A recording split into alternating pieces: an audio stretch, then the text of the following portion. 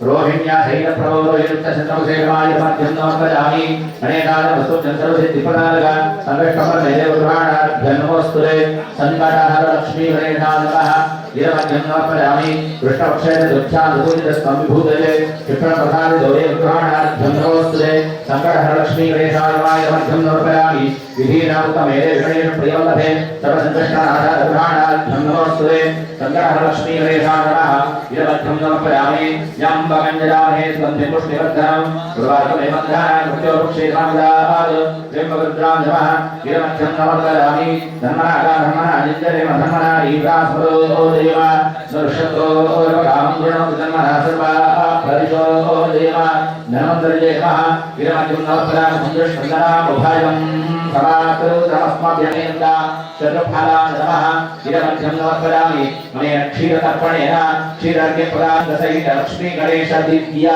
चरणारविन्दार्पणमस्तु सर्वेषां भक्तानां सर्वासां प्राणिनां च रोहिणीश्च शशाङ्कसहित लक्ष्मी गणेश प्रसाद सिद्धिर्निष्ठुमे सदाये श्रीकण्ठकुटुम्बे भूरि कुटुम्बे भूरिकुटे हे महिषासुरमर्दिनि वन्द्यकवर्दिनि सरितसुते चक्रवर्तिनि सरितसिवेन्द्ररोहिणि कल्मषमोचनि घोरन्ते समुद्रनि रोषिनि कुर्मदरोषिनि कुक्कनिवारिणि सिन्धुते हे महिषासुरमर्दिनि वन्द्यकवर्दिनि सरितसुते जयरण्यकवि भारते श्रीपतिशिरोमणि कुङ्कविमालय सुन्दरिदाय वाद्यतये मधुमधुरे मधुकैतवञ्जनि कैतवञ्जनि शिव शिव शिव शिव शिव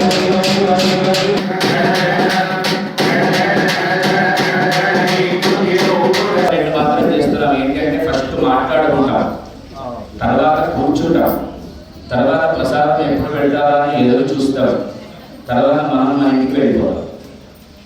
అయితే మనం వచ్చేటప్పుడు కొబ్బరికాయ తీసుకొని వస్తున్నాం.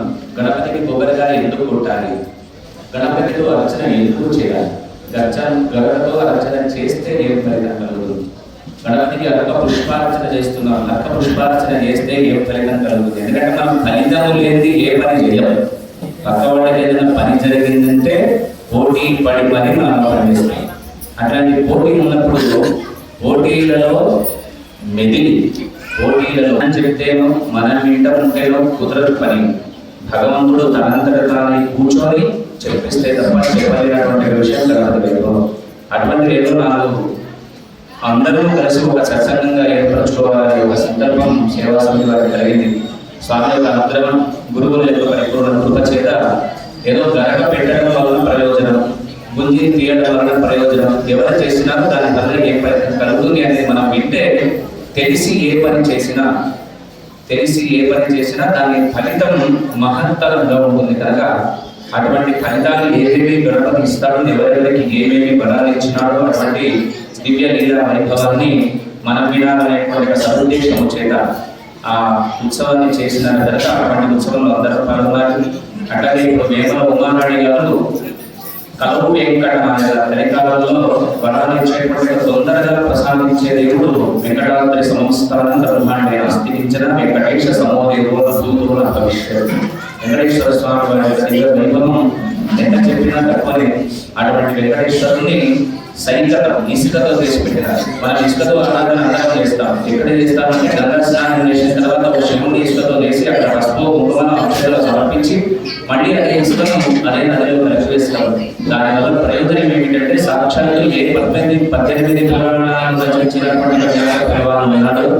ఆయన 18 పురాణాలు ఒక కుప్పలాగా కనిపిస్తే ఎట్లా ఈ 18 పురాణాలను క్రోడీకరించాలని బాగా ఆలోచన చేసి బ్రహ్మదేవుడిని అడిగితే ఎక్కడలో కాదు మన దగ్గరలో ఉండేటువంటి ఒక బాసర క్షేత్ర వేదంలో ఆ బాసర క్షేత్రానికి వెళ్ళి నదిమ్మతుల దగ్గర కూర్చొని నా దగ్గర ఇన్ని పురాణాలు రచించినటువంటి ఏ జగన్మాత శారదాదేవి ఉందో సిద్ధతో మొట్టమొదటిసారిగా అమ్మవారిని ప్రతిష్ఠ చేసినారు. ఆ ప్రతిష్ఠ చేసినటువంటి సరస్వతి మాత యొక్క పరిపూర్ణ అనుగ్రహం చేత వ్యాసుదేవుల 4 అయిన అక్షరాలు రాస్తే ఆ అక్షరాలు మంత్రాలుగా మారి వ్యాసుని యొక్క గుహ అని అక్కడ ఉంటుంది. ఆ గుహలో వ్యాసుడు తపస్సు చేస్తే 18 పురాణాలన్నీ క్రోడీకరించినటువంటి ఒక క్షేత్రం బాసర క్షేత్రం. అటువంటి ఇసుకతో మన జగిత్యాల పట్టణంలో ఎక్కడో మనం అంత పెద్దగా ఇసుక విగ్రహం చేసేటువంటి అవకాశం మనకు లేదు.